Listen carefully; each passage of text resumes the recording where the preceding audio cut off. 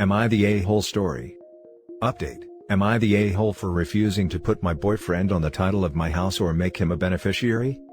Original story. Background: My BF of over 3 years has been living with me for 18 months.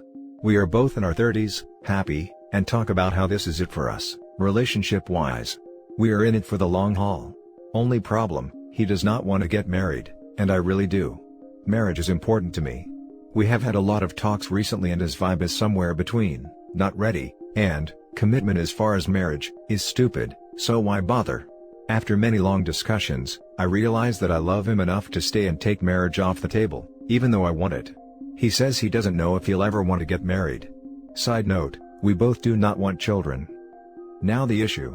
I got paperwork from my insurance and was looking through it. I made a joke about how my parents are going to be really comfortable if I die, especially in an accident.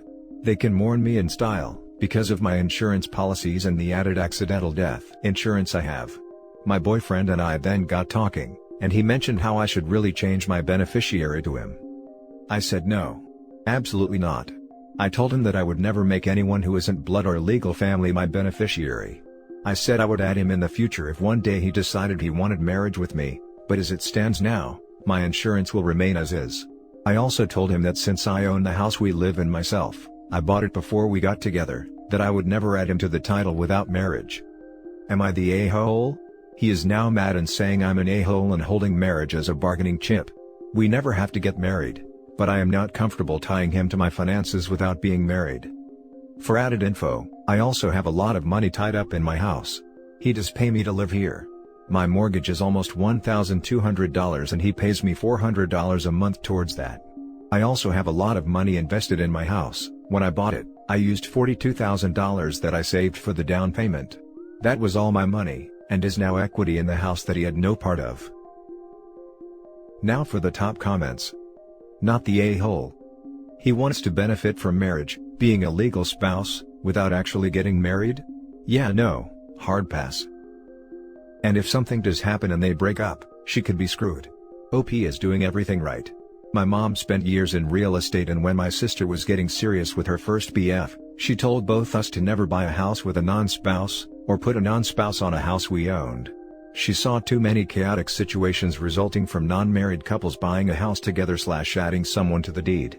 It pretty much always ended with one of the people losing financially and the house being sold as quickly as possible, and usually for less than it was worth. Often that was because one in the couple wanted the money fast and strong-armed the other into settling for less. Yep, anyone who claims that marriage is just a piece of paper is kidding themselves, at least in the USA they are. There's a reason the LGBT+ community is so big on having that right. It's because marriage comes with a ton of major benefits, and divorce is one of them. Yes, divorce costs money and can be quite bitter, but that's true of any breakup, and it only costs a ton if you're unable to compromise. There is a ton of legal precedents established on how to break up a married couple. There aren't any on how to break up people who are just dating, because, if you're just dating, you're not a legal entity with shared rights. You're just roommates playing house as far as the government/law is concerned. If you're going to share a life with someone and make major financial commitments together, get married. It protects you both. Exactly. If marriage is just a piece of paper, so is a title deed to a property. Not the a-hole. I don't think you are using this as a bargaining chip, but rather being cautious and smart. You guys have not been together long enough to tie your finances together. He may change his mind about marriage eventually, and you may change your mind and add him without it. Or you may not, on both counts. But right now, it's absolutely too soon. And I do agree with this. It is too soon to even talk about tying our finances to each other. When I originally talked marriage, I was hoping for an engagement in the next year and a wedding in a few years. I wasn't even wanting something soon because I think we do need more time before that happens. So, talking more about finances shouldn't be a pressing matter yet either. Now for the update. I listened to a lot of your feedback and talked to my boyfriend after my post. He seemed weird in our talk. He's been weird a lot lately, but I have been excusing it. He told me that he said to put him on as an insurance beneficiary partially as a joke, but then when I went off on my tangent, including offering up that he'll never go on my house title either, even though he never mentioned it, that he got offended and reacted poorly. He said he really did think I was going off about all that in retaliation for his no to marriage talks, so he was left with a bitter taste. Which, I get. I can be more forceful than I realize and I am naturally passive-aggressive. He said I didn't have to put him on anything but he needs me to understand that I am it for him. He wants to make his life with me. Things seem to be better after this. That weekend, he asked if I wanted to go on a hike. It was peak season for the leaves changing and there is this waterfall he suggested we go to. We get to the waterfall and he pulls an envelope out of his jacket with a tiny bow on it and says it's a present for me. I open it and it's a receipt from a jewelry store. I was confused but I see he had the date of purchase highlighted and circled with a heart. It was early August, before the talks we had, where he said he never wanted to get married. I turn and there he is with a ring. I said yes. He said he knew I would never believe that he had the ring before all this without the receipt. That his attitude and comments when I started asking about marriage was to fool me so I didn't get suspicious, because this was the plan all along. He wanted an autumn proposal in a beautiful location since it's my favorite season. Money he has been saving after moving in with me, since I charge him a much smaller amount than he was previously paying, went to the ring. He saved money for over a year because he knew when he moved in with me, that he was going to eventually ask me to marry him. So honestly, this is the best case scenario. We talked after too. When we get married, we will add each other as beneficiaries on our insurance policies. And, we decided there's no need to put him on my title even after we get married. I really appreciate everyone's comments on that last post. I read all of them and most people were genuinely concerned and offered wonderful advice and support. Now for the top comments. Oh man, what a bumbling way to hide a proposal. This will make a great story down the line though, and I bet you two will laugh about it quite a bit. Glad it worked out. This was the plot of the Friends episode. OP is your fiancé named Chandler? We learned from Chandler that this is not how one covers an intent to propose. Anyway, congrats on actually communicating. I knew you were likely to take a wife. Congratulations, but I really wish he had realized that you can surprise someone with an engagement, without forcing them to go through the emotional toll of thinking their partner is anti-marriage. He could have told you he was open to marriage but wasn't ready yet, and still surprised you. He really created a lot of unnecessary drama and angst with his approach. My husband and I had talked about marriage well in advance of his proposal, and he told me he was waiting until after he finished grad school, which was going to be in July. He proposed that year in April, and I was completely surprised. Lying about ever wanting to get married seems insane. Now for the next story. Am I the a-hole for changing my mind about collecting child support from my ex-wife? When we got married, pre-kids, I was the sole provider. When we had kids, she wanted to go work for her family business. It ended up blowing up, and she was making 3 times what I was making. We divorced a couple of years ago, and while I waived spousal support, I did get child support. In our state, it's law, so it's not like I can decline it. She pays a hefty amount and was outraged. I never needed the child support because I make enough money on my own, and we both agree that none of our sons are going to be trust fund kids just because there is money. A few months ago, we had a blow-up over our 11-year-old son, and our co-parenting plan was breaking down.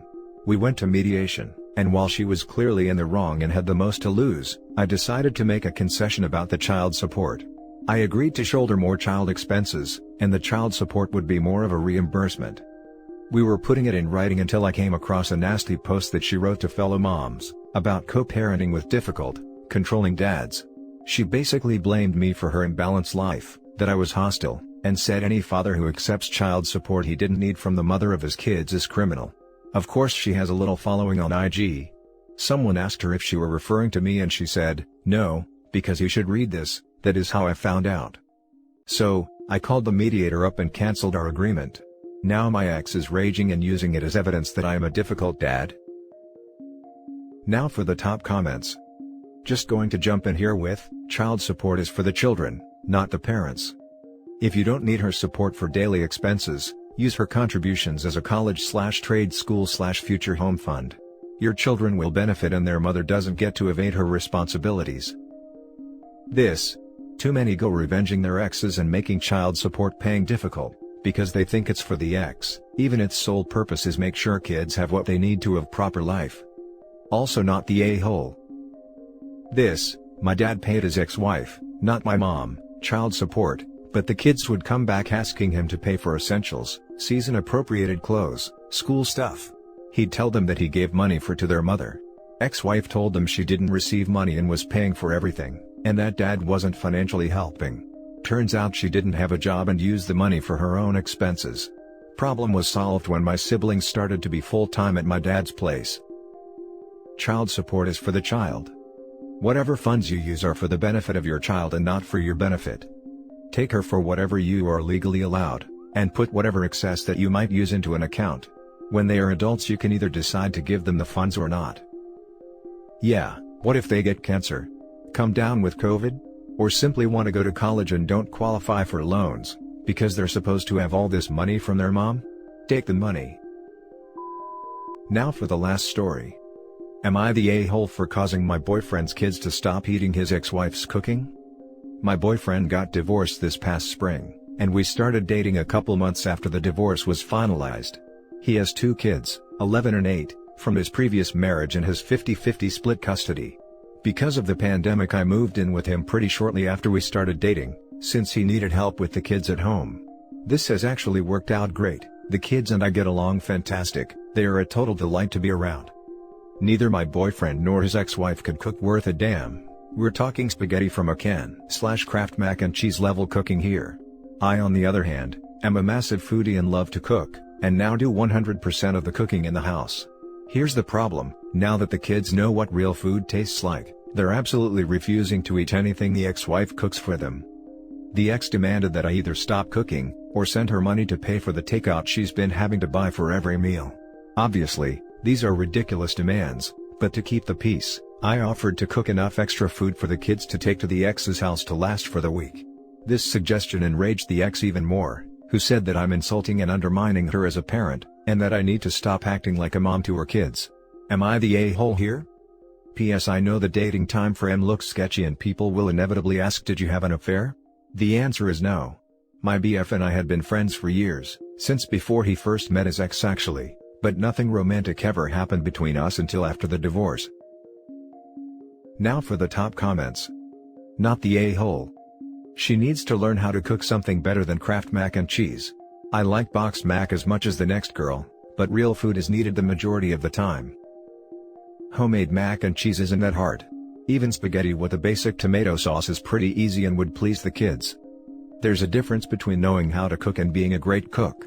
Not everyone has to be great in the kitchen. But everyone should know how to cook basic meals for themselves. It always blows my mind that people don't know what they're doing in the kitchen because I grew up poorish and have been cooking since I was 15 to 16. Not the a-hole. She could just learn to cook. It's a basic life skill. Edit, the boyfriend should learn as well. I only said her in this situation because she's the one making a fuss. But yes, they both could have avoided this situation had they both learned to cook in the first place. So should OP's boyfriend, by the way. Presumably OP might not want to do 100% of the cooking forever. This might be cute for a few months during lockdown in a new relationship, but the lockdown crazies are going to fade someday. Not the a-hole. Why not start having the kids help you cook and suggest simple things to make with their mom? Homemade pizza, tacos, burgers, baked potatoes, etc., are all delicious and relatively easy to make. Not the a-hole. This is an actual constructive suggestion. And that's it for this video, guys. If you have thoughts to share, leave a comment below. Don't forget to hit like and subscribe if you like this content. I'll catch you in the next one. Good day everyone.